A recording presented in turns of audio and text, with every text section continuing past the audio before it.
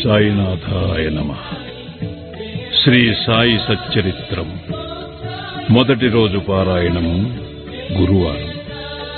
ఉపోద్ఘాతం. మహారాష్ట్ర దేశములోని వారందరికీ శ్రీ గురుచరిత్ర సుప్రసిద్ధం. ఆ దేశమంతటను దత్తాత్రేయ భక్తులు దీనిని చదివిదరు. కొందరు దీనిని నిత్యపారాయణము చేసెదరు. దీనిని రచించిన వారు సరస్వతీ గంగాధరుడు.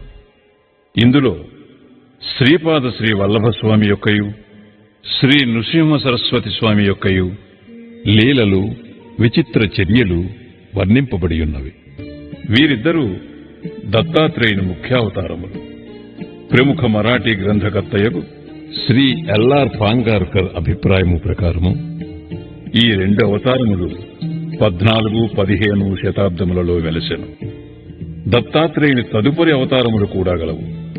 ఇందులో ముఖ్యమైనవి నైజాం ఇలాఖాలో శ్రీ మాణిక్య ప్రభువును, షోలాపూర్ జిల్లాలో శ్రీ అక్కల్ కోట్కర్ మహారాజు గారు, తుట్టతుదకు అహ్మద్ నగర్ జిల్లాలోని షిరిడీలో శ్రీ సాయిబాబాయును.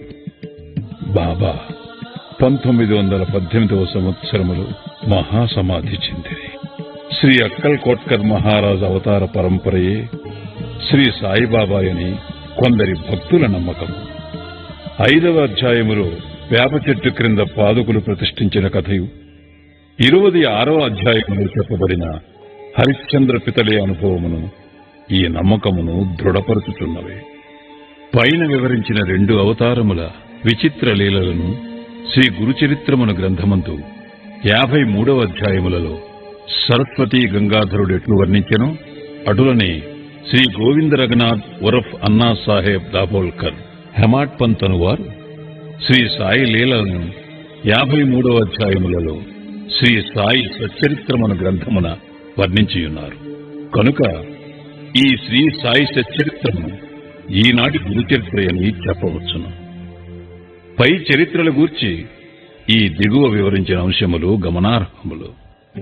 1. శ్రీ గురుచరిత్రను రాసిన వారు కన్నడము వారు కాబట్టి వారికి మరాఠీ భాష బాగుగా తెలియకుండెను. అయినప్పటికీ వారి ఇష్టదైవం యొక్క ఆశీర్వాదము వల్ల మరాఠీ భాషలో ప్రసిద్ధికెక్కిన గొప్ప గ్రంథమును వారు వ్రాయగలిగిరి.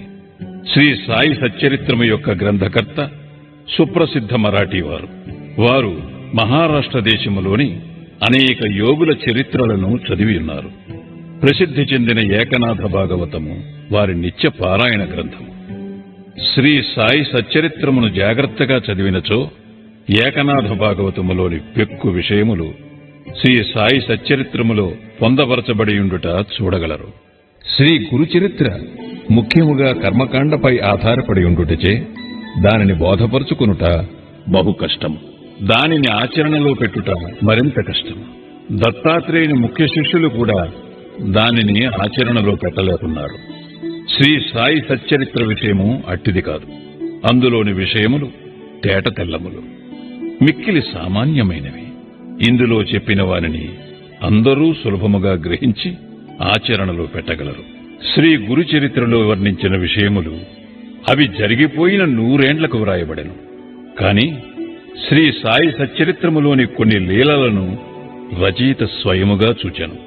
శ్రీ సాయిబాబా యొక్క అనుమతి పొంది వారి ఆశీర్వాదముతో ఈ గ్రంథమును ప్రారంభించాను. వారి ఆజ్ఞానుసారము అక్కడక్కడ ముఖ్యమైన విషయములు, లీలలు టూకీగా వ్రాసి ఉంచుగలెను. 1918వ సంవత్సరములో సాయిబాబా సమాధి చెందిన తరువాత శ్రీ సాయిలీల మాసపత్రికలో శ్రీ సాయి చరిత్రమును కొంచెముగా ప్రకటించాను. శ్రీ సాయి సచ్చరిత్రం ఈ విధముగా 1923 నుండి 1929 వరకు శ్రీ సాయిలీలలో ధారావాహికముగా ప్రచురింపబడి 1930లో పూర్తి గ్రంథరూపముగా ముద్రించబడినది. కనుక శ్రీ సాయి సచ్చరిత్రమును ప్రస్తుత గ్రంథము అధికారమైనది. షిరిడీలో శ్రీ సాయిబాబా సశరీరులుగా యుండగా దర్శించుకుని భాగ్యము లభించని సాయి భక్తులకు ఈ గ్రంథము నిజముగా ఒక వరం. శ్రీ సాయి సచ్చరిత్రమును అన్నాసాహెబ్ దాబోల్కర్ కూర్చెను. కాని ప్రతి అధ్యాయము చివరను శ్రీ సాయి ప్రేరణచే హెమాడ్ పంతుచే వ్రాయబడినట్లున్నది. కావున ఈ హెమాడ్ పంతు ఎవరని పాఠకులు అడగవచ్చు. అన్నాసాహెబ్ దాబోల్కర్ మొట్టమొదటిసారి శ్రీ సాయిబాబాను సందర్శించినప్పుడు వారి బిరుదును దాబోల్కర్కు కరుణించిరి. ఎప్పుడు ఏ సందర్భములో నీ బిరుదు అతనికి వసంగిరో అను విషయము 2వ అధ్యాయములో రచయితే చెప్పియున్నారు. అన్నాసాహెబ్ జీవిత చరిత్ర ఈ దిగువ క్లుప్తముగా చెప్పబడినది. గ్రంథ రచయిత దాబోల్కర్ 1859వ సంవత్సరములో ఠానా జిల్లాలోని కేల్వే మాహిమనందు ఒక పేద ఆద్య గ్రౌడ బ్రాహ్మణ కుటుంబములో జన్మించిరి. వారి తాతతండ్రులు దైవభక్తి గలవారు. దాబోల్కర్ తమ ప్రాథమిక విద్యను స్వగ్రామమందే పూర్తి చేసి పూనాలో 5వ స్టాండర్డ్ వరకు ఆంగ్ల విద్యను అభ్యసించిరి. కుటుంబ ఆర్థిక పరిస్థితులంత బాగుగా ఉండకుండుటచే వారు పై క్లాసులు చదువుకునుట మానుకునిరి. అప్పట్లోనున్న సర్కారు నౌకరీ పరీక్షలో ఉత్తీర్ణులై తన ఊరిలోనే బడిపంతుల ఉద్యోగంలో ప్రవేశించింది. ఆ సమయమందు కులాబా జిల్లాలో మామల్తదారుగానున్న సాబాజీ చింతామణి చిట్యూసన వారు వీరి సచ్చీలతను, బుద్ధి కుశలతను, సేవానిరతిని చూచి మెచ్చుకొని తలాఠీయను గ్రామోద్యోగిగా నియమించింది. తర్వాత ఇంగ్లీషు గుమస్తాగా వేసింది. పిమ్మట మామల్తదార్ కచీరీలో హెడ్ గుమస్తాగా నియమించింది. కొంతకాలము జరిగిన పిమ్మట అటవీ శాఖలో ఉద్యోగిగా నుంచిరి. కొన్నాళ్లకు కరువు సంబంధపు పనులందు ప్రత్యేకోద్యోగిగా గుజరాత్లోని బ్రోచ్లో నియమితులైరి. ఆయా ఉద్యోగములలో తన బాధ్యతలను అత్యంత సమర్థవంతముగా నెరవేర్చటం వలన 1901వ సంవత్సరం ఠానా జిల్లాలోని షాహాపూర్లో మామల్తదారుగా నియమించబడేది. 1903వ సంవత్సరంలో ఫస్ట్ క్లాస్ రెసిడెంట్ మేజిస్ట్రేట్గా బాంద్రాలో నియమించబడేది. వారచట 1907 వరకు ఉద్యోగం చేశారు. తరువాత ఆయన ముర్బాడ్, ఆనంద్, బోర్సదులలో పనిచేసి 1910వ సంవత్సరంలో తిరిగి బాంద్రాలో రెసిడెంట్ మేజిస్ట్రేట్గా నియమితులైంది. ఈ సంవత్సరమందే వారికి షిరిడీకి పోయి శ్రీ సాయి సందర్శనము చేయు భాగ్యము కలిగెను. 1916వ సంవత్సరంలో వారు ఉద్యోగ విరమణ చేసిన పిమ్మట కొన్ని నెలల వరకు తాత్కాలిక ఉద్యోగిగా పనిచేసింది.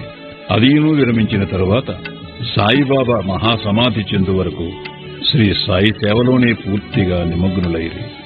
బాబా మహాసమాధి పిమ్మట షిరిడీ శ్రీ సాయిబాబా సంస్థానమును 1929వ సంవత్సరంలో తాను మరణించే వరకును ఎంతో చాకచక్యముగా నడిపేది.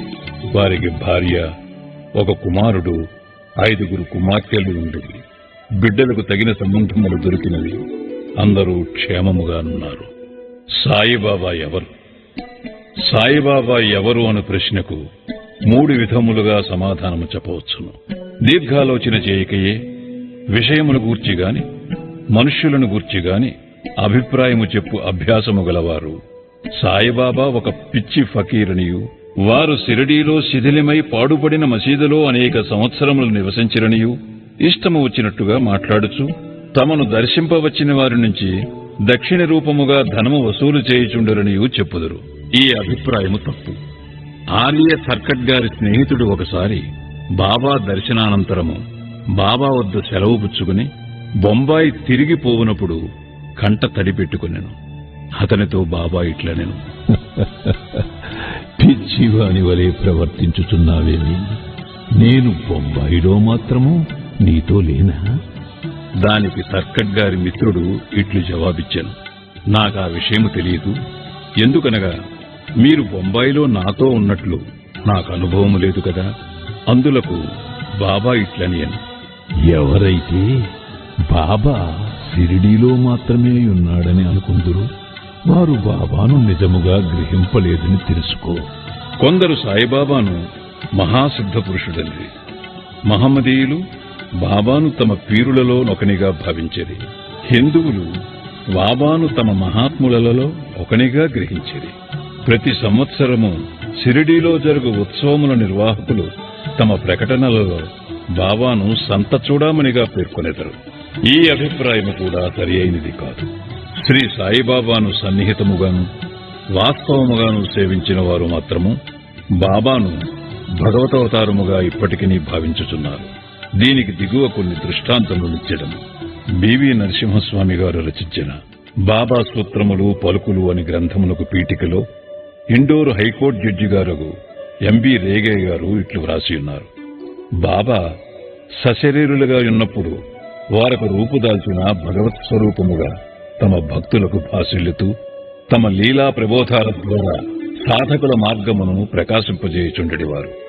వారి నశ్వరమైన దేహము మాయమైపోయినది గాని దానిలో అప్పుడుండిన బాబా మాత్రము ఇప్పటికిని అనంత శక్తి వలె నిలిచి వారు సమాధి చెందకముందు భక్తులకు తోడ్పడినట్లే ఇప్పటికినీ వారిని ఆశ్రయించు అసంఖ్యాక భక్తులకు నిశ్శబ్దముగా సహాయపడుచున్నారు.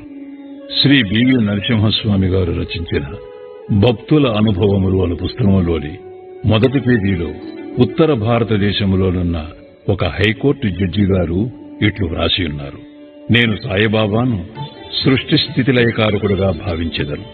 1918వ సంవత్సరంలో వారు సమాధి చెందకముందు నేనట్లు భావించితిని. ఇప్పటికీ నేనట్లే భావించుచున్నాను. నాకు మాత్రము వారు సమాధి చెందినట్లు లేదు. నా దృష్టిలో వారు అన్ని పరిమితులకు అతీతులు. వారు మా మధ్య ఉన్నప్పుడు వారి మానవ శరీరము మా కనుల ముందు సంచరించుచుండెను. ఒక్కొక్కప్పుడు అది మా దృష్టిని విశేషముగా ఆకర్షించినది. కాని ఎక్కువ భాగము మా ఎరుకులో నిలిచినది మాత్రము వారి అనంతతత్వమే. శాశ్వతము అశాశ్వతముల అద్భుత సమ్మేళన రూపమైన ఒక మానసిక ప్రతిబింబము వలె వారు మాకు భాషించేవారు. అశాశ్వతమైన తమ మానవ దేహము ఒక్కొక్కప్పుడు మా ముందర తళుక్కమని మెరిపించేవారు. ఇప్పుడు అశాశ్వతమైన ఆ దేహము మాయమై సాయిబాబా యను శాశ్వతమైన అనంతశక్తి మాత్రము నిలిచియున్నది. బివి నరసింహస్వామి గారిచే రచింపబడిన భక్తుల అనుభవములు అను గ్రంథములో 19-20 పుటలలో ఆచార్య జీజీ నార్కే ఇట్లు చెప్పియున్నారు. ఇంటి వద్ద నిత్యము నేను పూజించు గృహదేవతల మధ్య సాయిబాబా నొకరినిగా నుంచితిని. సాయిబాబా భగవంతుడు. ఆయన సామాన్య సత్పురుషుడు కాడు. మా మామగారు శ్రీమాన్ బూటి, నా భార్య, నా తల్లి గొప్ప సాయి భక్తులు. వారు సాయిబాబాను భగవంతుని వలె పూజించువారు. నేను క్రొత్తగా షిరిడీకి పోయినప్పుడు ఒకనాడు హారతి సమయంలో సాయిబాబా మిక్కిలి కోపోదీప్తుడై ఉండెను. అకారణముగా వారు కోపించుచు శపించుచు భయపెట్టుచుండెరి. ఆయన పిచ్చివాడా ఏమను సంశయము నా మనస్సులో మెదిలెను. మామూలుగానే హారతి పూర్తి ఆయను. ఆనాటి సాయంకాలం నేను బాబా పాదములను ఒత్తుచుంటిని. అప్పుడు బాబా ప్రేమగా నా తల నిమురుచు, నేను పిచ్చివాడను కాను అని అనిది. ఎంత ఆశ్చర్యము! నా హృదయగత భావమును గ్రహించుచున్నారు. వారికి తెలియకుండా మనము ఏ రహస్యములను దాచజాలము. వారు అంతర్యామి, నా ఆత్మ యొక్క అంతర్యామి అని నేననుకుంటుంది. అటు పిమ్మట వారి అంతర్యామిత్వమును గూర్చి నాకనేక నిదర్శనములు కలిగెను. వారు నాతో మాట్లాడినప్పుడు నా హృదయములో కూర్చుండి మాట్లాడువాని వలె మాట్లాడువారు. నా హృదయములో గల ఆలోచనలను కోరికలను గ్రహించుచుండెడివారు. వారు నాలోనున్న భగవంతుడు, వారే భగవంతుడని నిశ్చయించుటలో నాకెట్టి సంకోచము లేకుండెను. ఒక్కొక్కప్పుడు వారిని నేను పరీక్షించుచుంటిని. ప్రతి పరీక్షలో వారు సర్వజ్ఞులనియు వారి ఇచ్ఛానుసారము సర్వమును నడిపించెదరను ఒకే నమ్మకము కలుగుచుండెను. రావు బహదూర్ ఎండబ్ల్యూ ప్రధాన రాసిన షిరిడీ సాయిబాబా అను గ్రంథమునకు ఉపోద్ఘాతములో గౌరవనీయులను అమరావతిలో ప్రసిద్ధికెక్కిన వకీలునగు దాదాసాహెబ్ కాకర్జే ఇట్లు చెప్పియున్నారు. శ్రీ సాయిబాబా ప్రతివారి అంతరంగమందు మెదలు ఆలోచనలన్నీ తెలిసిన వాని వలె ఉండి వారి కోరికలు తీర్చుచు సుఖ సంతోషములు కలుగుచేయుచుండెడివారు. ఆయన భూమిపై నడయాడు దైవమనే భావము కలుగుచుండెను. దాసగను మహారాజు తమ స్థవన మంజరియను స్తోత్రమునందు సాయిబాబాను జగత్తు యొక్క సృష్టికర్తగాను నిర్మలమైన అంతరాత్మగాను నిత్య శాంతమూర్తిగాను వర్ణించియున్నారు. హెమాడ్ పంతు శ్రీ సాయి సచ్చరిత్రము యొక్క మొదటి అధ్యాయములో సాయిబాబాను గోధుమలు విసురుచుండిన యొక్క వింత యోగిగా వర్ణించాను. కాని రాను రాను బాబాతో సంబంధము పెరిగిన కొలది బాబాను భగవంతుడనియు సాక్షాత్ పరబ్రహ్మ స్వరూపుడనియు చెప్పియున్నారు. షిరిడీ భక్తులందరూ ముఖ్యముగా మాధవరావు దేశపాండే ఉరఫ్ శ్యామాయను వారు బాబాకు మిక్కిలి భక్తులు. వచ్చిన భక్తులందరితో కలిసిమెలిసి తిరుగువాడు.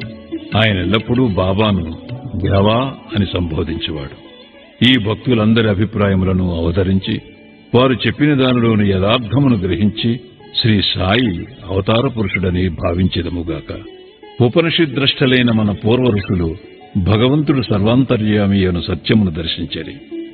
బృహదారణ్యక చాందోగ్య ఘట శ్వేతాశ్వతర ఉపనిషత్తులు జీవకోటితో సహ సర్వవస్తు సముదాయమైన ప్రకృతి ఎంతయు భగవంతుని రచనయనియు అది ఎంతయు అంతర్యామిచే అనగా సర్వమును సృష్టించి పాలించడి భగవంతునిచే వ్యాపింపబడి ఉన్నదనియు వక్కాణించుచున్నవి. ఈ సిద్ధాంతమును నిరూపణ చేయుటకు తగిన ఉదాహరణము శ్రీ సాయియే.